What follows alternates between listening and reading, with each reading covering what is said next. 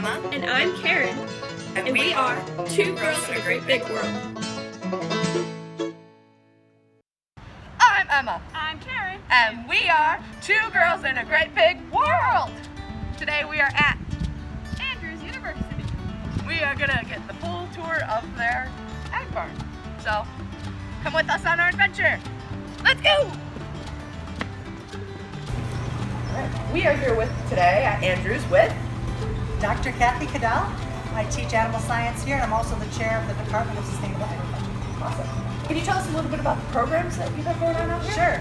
The Department of Sustainable Agriculture has been at Andrews for, 106 years, we think, since 1914.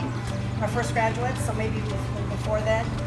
We have two main programs, one dealing with plants called a bachelor's degree in sustainable horticulture, and then we have a bachelor's degree in animal science. We also have a 2-year associate degree in agriculture. So the students that come here are interested in growing fruits and vegetables, typically in a sustainable way without lots of added chemicals and artificial inputs. We're also interested in learning environmental landscape design, how to beautify buildings and homes in a way that controls water runoff and takes advantage of the changes in the sun throughout the year for planting, so your energy conservative. And then the third one would be those that are interested in international agricultural development. We get a lot of calls from around the world asking for help with agriculture programs, and so we decided to start a program probably 10 years ago now to address that. So for those that are in the sustainable horticulture, we go in one of those 3 areas. And then the other program with animals, the Bachelor of Science in Animal Science, probably the majority of students that start in that program are interested in pre-vet. They want to be veterinarians, they love animals, and so we start with that. Some find out that all the science classes aren't really for them, but that's okay. We find other pathways that they can have a good career with animals. We're standing in the Agriculture Education Center. This used to be part of the dairy that was here for 111 years. But as you know, the dairy industry is going through some tough times right now, and the university decided to close it. But they've let us use a number of the buildings, which are very nice, for the animals for teaching our animal science students. We have a number of different species at the Ag Center.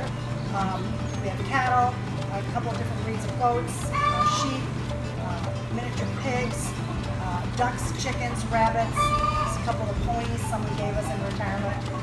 We raised a group of turkeys and now sold them, and we'll be also selling the cattle next month.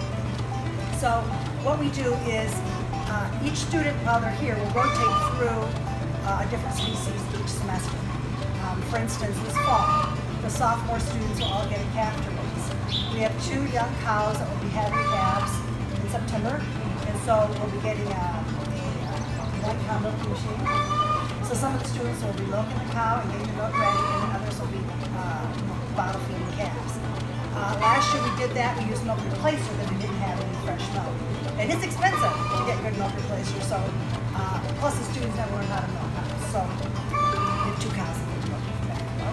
So sophomores will be doing that. They'll also be training the calf to lead, and as the calves wean at about 2 months old, and we'll bring in some new ones and just kind of rotate through. You can tell the cows don't make any more milk, right? They'll probably tell through the school year they'll be milking them and feeding calves. Then we also have a Shetland sheep. That will probably go to, I'm thinking juniors, maybe seniors, to manage them. We have 15 ewes and 22 lambs, 24 lambs, something like that. And then we have different breeds of goats, and we can go out and look at all of them in a minute. Probably juniors as well, maybe some seniors. The miniature pigs kind of rotate through juniors and seniors who hasn't done it yet. The first year students, we usually put them on smaller things like rabbits and chickens to get their confidence up for the handling. Do a lot of your students come from farming backgrounds, or? That's a good question. A lot of them don't. They love animals, but their experience is basically cats and dogs. A few of them may have had birds or reptiles or whatever.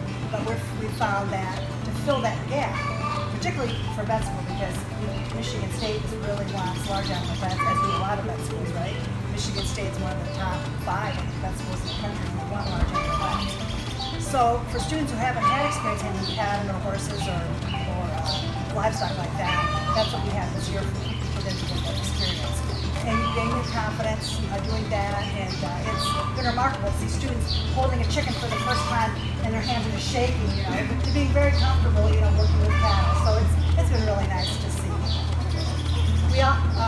A lot of schools are facing this that have animal science programs around the country, and it's why a lot of them, including ourselves, have initiated an animal handling methods class.